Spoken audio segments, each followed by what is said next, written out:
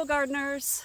I'm back here in the vegetable garden after a long summer without doing any videos in here.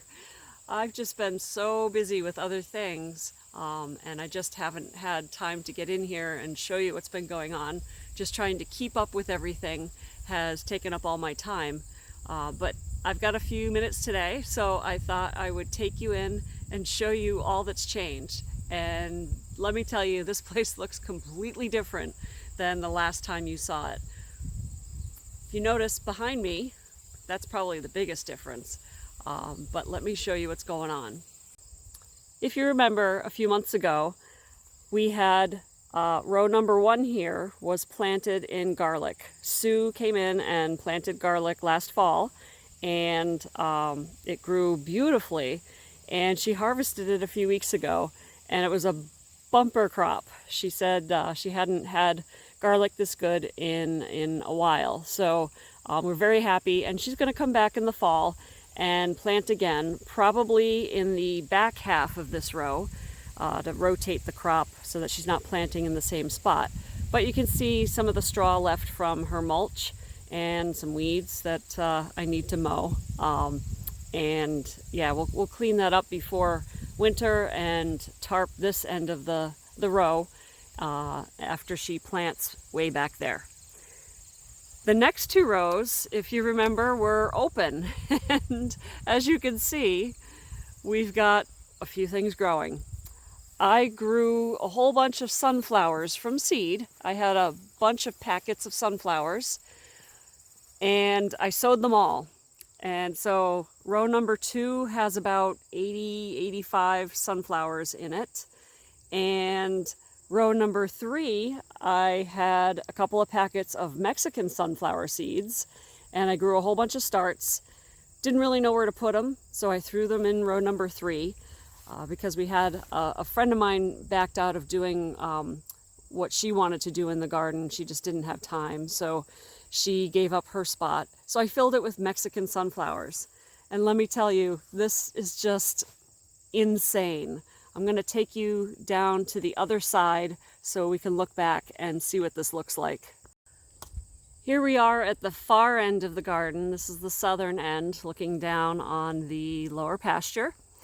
And I'm going to scan back up the row of sunflowers. And as you can see, they are just amazing. I'm so excited about these sunflowers. Unbelievable. And they blend into the Mexican sunflowers. I have a bunch of the mammoth sunflowers. Those are the ones that are really, really tall, growing kind of in the back there. Those are going to be like 12, 13 feet tall. And then a variety of different colored ones. All of them have pollen. I did not grow any of the pollenless cutting ones because I wanted to give the bees something to feast on while they were here in the garden. And let me tell you, the bumblebees have been going crazy on these flowers. It's just so wonderful to see.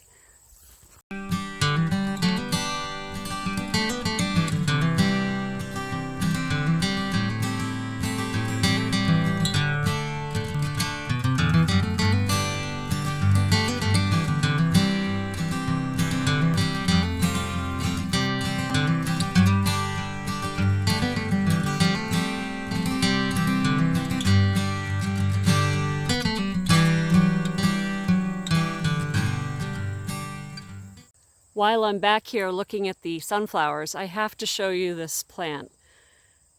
This watermelon is just going absolutely crazy in the garden. There are so many baby watermelon in here. It's just amazing. This was planted, these 2 rows, and I'll go back up to the head of the garden to show you. These are a couple of neighbors of mine, and they planted 1 watermelon plant. And this is the result. Just amazing.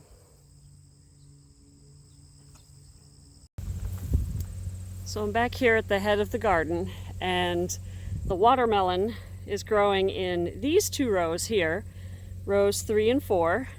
And these were adopted by friends just up the road from me, up the hill. And they're growing lots of tomatoes and peppers and they had some cucumbers and squash in here, which have died off.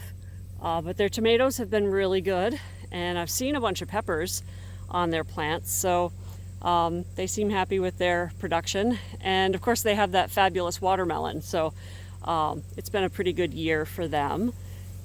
And then rows 4 and 5. Row 6 is my friend Julie's row, and she grew tomatoes, and she grew two types. This paste tomato called Blue Beach, it's an organic variety, and she's already made one big batch of sauce from the tomatoes. I'm sure there's going to be plenty more to make another batch of sauce. And then further down the row are some slicing tomatoes. I can't remember the name of them, but I've seen a lot of them on the vine, and so they seem to be doing pretty well. And then this next row, if you remember, I think we had the tarp down on this with the holes in it. I'm not sure if we'd planted the slips yet or not in my last video, but this is sweet potatoes, and they are really taking off. They've taken off a lot in the last I would say 3 or 4 weeks. They were looking a little anemic, and then all of a sudden they just exploded. So we're expecting a really nice sweet potato harvest. In the next row, this starts my section, if you remember, row 8, I had planted potatoes, 3 different kinds. You're not seeing a whole lot here in the row, and that's because all of the plants have died back. I'm not sure how they have done. I dug out 2 plants worth of potatoes here and got, a handful, not spectacular. So I'm going to continue digging these out this week and see what we get. I'm hopeful that we at least got enough to make it worth doing again next year. The next row are my onions. And these are red storage onion, and then a yellow storage onion, Patterson, I believe. And as you can see, they've all flopped over, which means they're ready to harvest. And I'm going to be pulling these this week and putting them in the greenhouse to continue curing, so we can then bring them in the house and have onions for the rest of the winter. Well, let's talk about lettuce. This summer has been really hard for lettuce. These 2 rows here are my Salanova rows. Salanova is a variety of lettuce that I buy from Johnny's Select Seeds, and it makes a great salad mix. I have 8 different varieties, and they tolerate heat pretty well. The problem was we had a 2-week heat wave, which for here in central New Hampshire is not something that happens. Typically our heat waves last 3 days, maybe 4, and then we have a whole big round of thunderstorms, and then it goes back to being normal summer. This was 2 weeks solid of 90 degrees or close to 90 degrees, 90% humidity, and not a lot of rain. Other parts of the state got rain. North of us in particular got rain during this time, but all the storms seemed to go right by us, right above us, or right below us. And so we had 90-degree heat for 2 weeks with no rain. And I tried irrigating, but it just wasn't enough. And all of my lettuce bolted, including seedlings I had in trays in partial sun behind the carport. Everything just bolted. They were not happy. So essentially I'm starting over, and you can see I have 1 planting here, and I've got a couple of seed trays to go in today too, and more seed trays coming inside under the grow lights. But I'm having to rip out all this stuff here and basically compost it. So lettuce has been a disappointment this year. It happens. It's part of farming and growing in the garden. So we will just regroup and start over and hope for better results. Oh, and my apologies for the background noise in this video. There's some activity going on in another part of the farm that I will talk about in a video. I've already shot some of the video, but I won't spoil it here in this video just in case I finish this one before I finish the other one. But it's an exciting project and I can't wait to share it to you. But unfortunately, he chose just this exact moment to come over to the house and start working on it. So pardon the background noise. Hopefully it won't affect this too much. So here we are back in my section of the garden, my sad garden. Here's the chard. It's in desperate need of a cleanup. There's been a lot of harvesting coming out of this, but I just haven't had time to really clean it up and get all the dead leaves out. I need to do that soon so that I can give it another shot of compost and hopefully carry it through to fall when I can start harvesting it to cut and freeze for the winter. And then behind that we have peppers. Let me come over here to show you. We've had pretty good luck so far. I'm keeping my fingers crossed. Oh, let's see. Oh, there's one right there. But we seem to have quite a few peppers here. And so far, knock on wood, no rodents have come in and eaten them. That was our problem last year in our community garden. Oh, here's another nice green one. And one red one back there. Yay. Last year, we had a rodent come in and eat pretty much every one of our peppers. So that was disappointing. And then further down, I've got a couple plantings of beans, green beans. Those have been doing pretty well as long as I stay on top of them, picking. And yeah, here we go. Here's some nice little ones. This is a variety called Jade. I've had really good luck with Jade in past years. It seems to keep producing as long as you keep picking, and the beans tend to stay smaller and not stringy longer than other varieties that I've tried. And then back here, I just shoved in some extra Carmen peppers, and they seem to be producing. I'm getting some red ones already. I'm gonna pan up here to my sad summer squash section. This was zucchini, Costa Romanesco, and Dunja zucchini. And as you can see, they've pretty much all succumbed to powdery mildew. And that's a real problem that we've struggled with here since I started this garden. It comes every year, no matter what I do. I get powdery mildew by August and they're done. So I got a lot of stuff out of this while it was still very healthy, but now it's all going to go to the woods. I don't compost my squash and any tomato plants in my compost bins because I do not want to transmit diseases, blight, and try to keep powdery mildew out of my compost if I can. So panning up, we have sad cucumbers, and again, growing cucumbers outdoors, not under cover, you end up with powdery mildew and sad looking cucumbers by August. So we keep trying different dates, different varieties, but this seems to be our reality here in my garden in central New Hampshire. Back at the front of the row that had the zucchini and the cucumbers, I had snap peas on this fence, and as you can see, the snap peas are good and dead.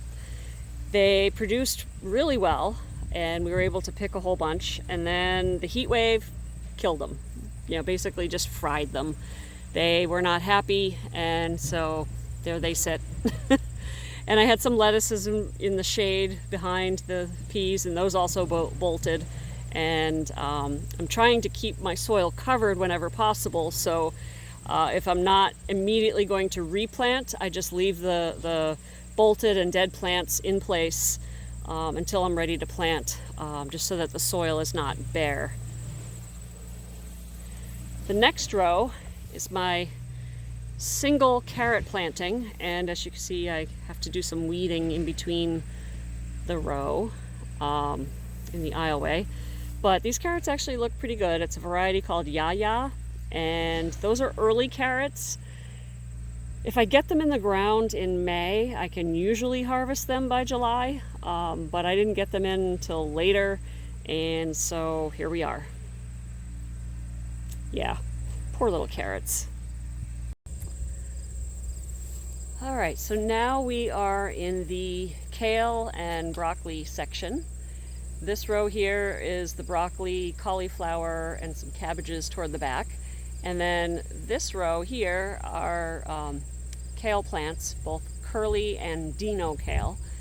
And wow, what a disappointment this year. I did get some great broccoli out of the plants, but unfortunately the cabbage moths have just been brutal this year. And normally I can control them with a few sprayings of BT, which is an organic approved herbicide specific to caterpillars. And I did spray once, but then it kind of got away from me, and I haven't sprayed since. And unfortunately that means that pretty much my entire crop is full of holes, and so that is essentially a total loss. Well, not a complete loss, because I've been ripping up the plants and bringing them to my chickens. So my chickens have been eating really, really well these last few weeks, and they will continue to do so as I pull these out of the ground and dispose of them. But not all is lost. I do have seedlings in seed trays in the house and out in the back by the greenhouse, and I will be replanting kale for the fall. It will make a beautiful fall crop in the cooler fall weather. And then I have a variety of broccoli that is designed to be sown in the fall.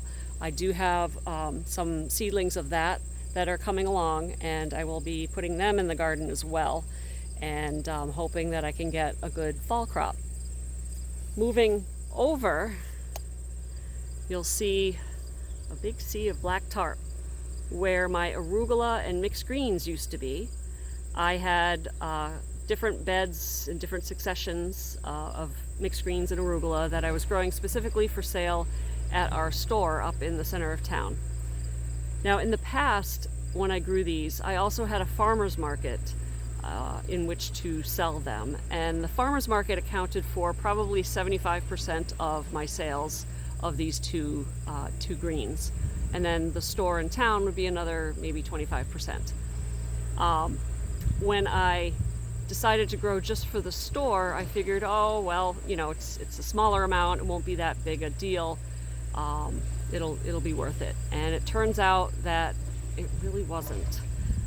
The amount of labor to, do the row prep and seed, and then when it was ready, prepare all the equipment, harvest, wash, dry, pack, really wasn't a whole lot different for when I was doing, a farmer's market and the store versus just the store. And so for the amount that I was selling at the store, it just really didn't make sense for me to spend the time to continue to do that and not make any money off of it.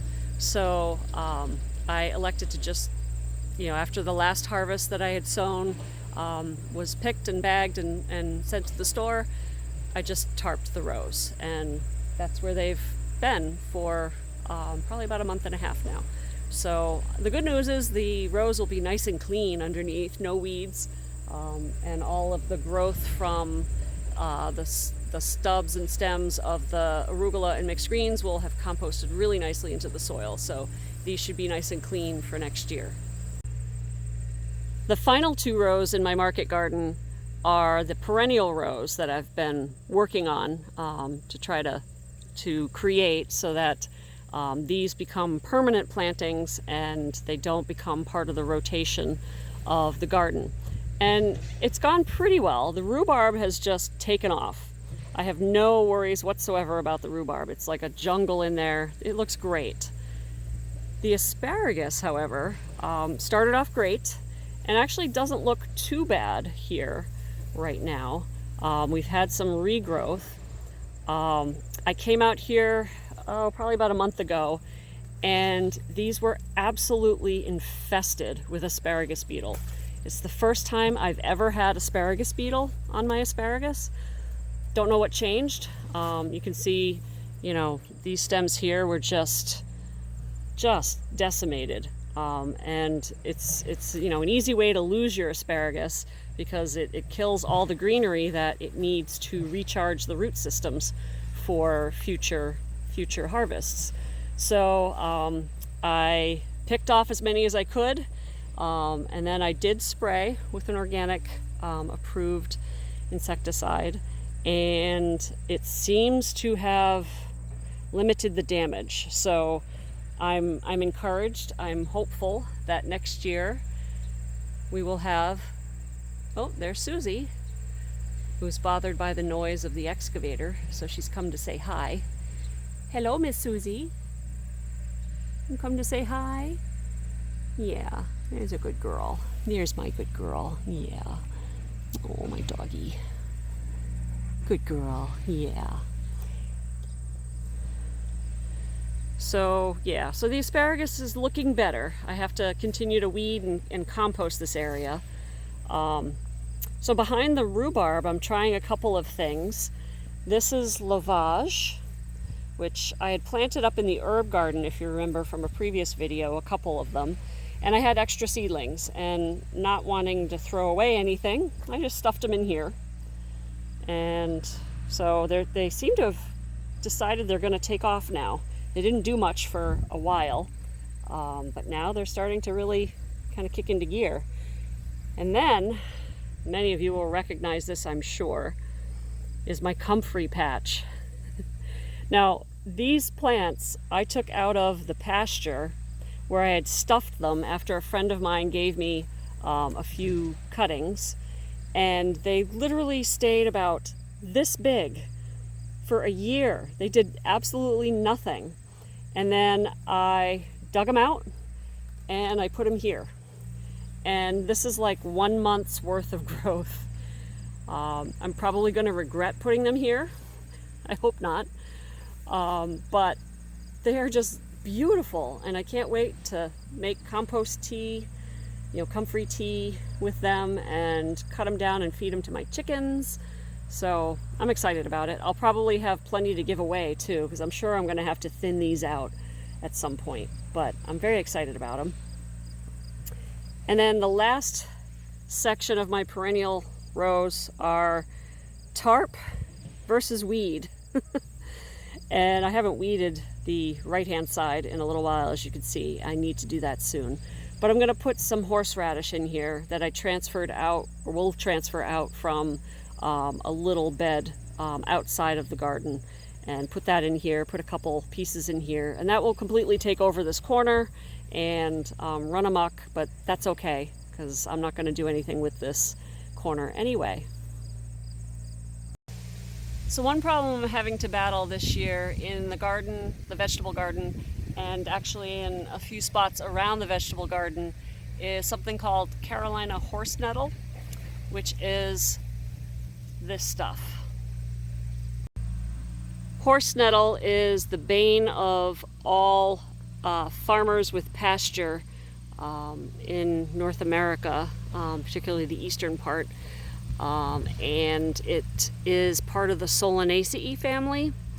And as you can see, if you look closer at the stems, it's hard to see in the wind here, get a little closer here. The stems are covered with spikes, and the leaves have spikes all the way up and down the stem. The problem with horse nettle is it has an extremely resilient and deep root system. Roots can go down somewhere around 10 feet once it's been growing for a while, and if you pull it out, it will regenerate. So it is a perennial problem for a lot of people with pasture, and since this garden came from a pasture, it's not surprising that we have it here. Unfortunately, last year we didn't take care of this and some went to seed, which has probably exacerbated our problem this year. But I'm trying to be fairly ruthless with pulling this out by the roots.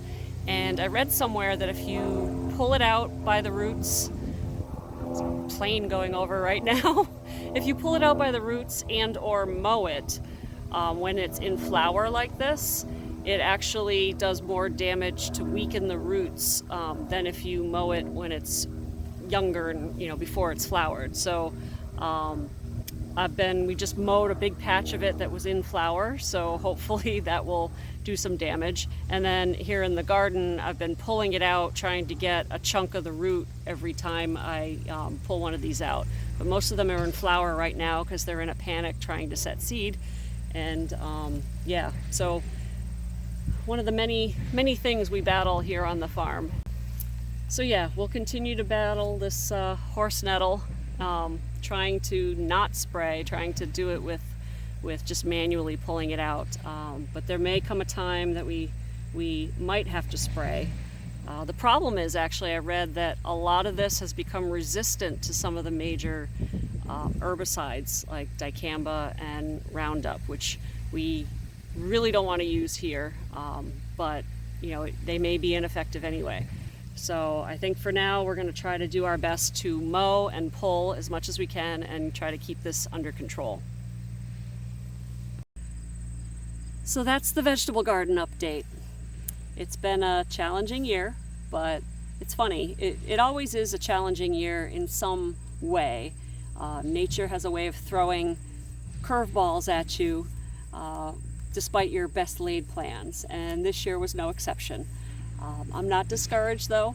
I never really am, because I know that there's next year, and next year I can try again and try to do better. So next year I already know I'm going to have more people in the garden, and I'm going to be growing exclusively for me, for our household, my husband and I, and gifts to friends and all that. But I won't be growing for sale, and that will allow me the time to really focus on crops that I like to eat, and also try to accomplish that huge to-do list that I gave myself in the previous garden video for projects around the farm. And yeah, I'm really looking forward to it. But anyway, if you're a gardener, you know the frustrations and the joys of vegetable gardening, and that it's always something different, and there's always something that's eating your food and trying to kill it. And at the same time, there are beautiful things happening, like this rhubarb, which is just amazing. In August, it's still going, which is great. So that's what keeps me going in the garden, is the eternal hope of a beautiful crop. So that's it for this video. Susie and I are gonna go weed or do something in the garden.